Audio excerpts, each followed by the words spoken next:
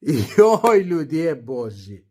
Prebral sem članek, kako so se naši vrli slovenski vojaki pritožili, da morajo delati sklece, da starešine povzdigujejo glas, da se do njih ne vedejo dovolj lepo, da morajo WC-je pucati brez rokavičk, ter da jim prepovedujejo kajenje pa kavo.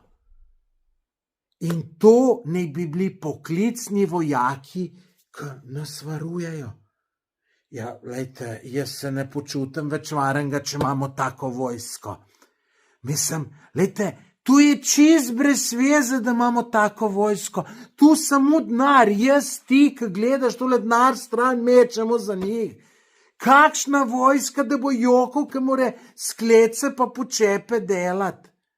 Ja, Bog se usmil, kakšne pičkice, to niso zdaj več deci. Lejte, jaz sem bil v vojski v Kraljevu, veste, kako so se tu drali na nas, kako so nas zajebavali, WC si čist puco, pa rekel, nije dobro, pa je upunate.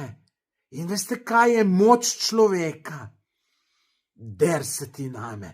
Ponižuj me, jebej me, jaz bom naredil vsako skleco, ko več naredim, sem bolj močan, daj mi jih kazenskih, daj mi jih še tavžen, noben problem. In to si car, da vse to zdržiš. In to smo bili deci, ne pa zdaj te pičkice. In uvedba vojaškega roka v Sloveniji se mi je zdela dobra ideja, ko sem pa tole prebral.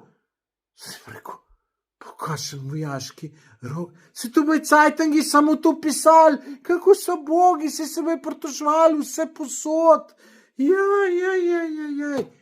In boge ženske, slovenske ženske, boge ste, kaj morate imeti take debile, kakor so zdaj te mladi slovenski fantje. Pa lejte ženske, pa ne si nakopati takih budal. Če te bo na ulici na pol, bo on ta prvi bežal. Tako da tole je žalostno razpustiti vojsko vse, ker to je čist brez veze. Čist brez veze. Tako da, lejte, nimam besed. Dajte pa vi, dragi gledalci, komentar napisati, kaj vi mislite o tem. Všečkajte tole, pa se vidimo, ko bo kaj novega.